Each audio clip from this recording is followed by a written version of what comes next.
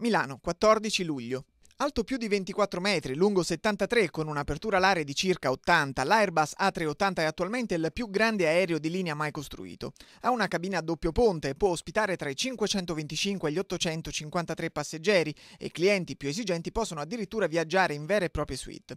Vola circa 850 km all'ora e può coprire una distanza di 12.500 km senza scalo. L'A380 inoltre è anche attento all'ambiente. I suoi 4 motori consumano circa il 20% in meno dei suoi concorrenti, come il Boeing 747. Inoltre è più silenzioso e necessita di meno spazio per atterrare e decollare.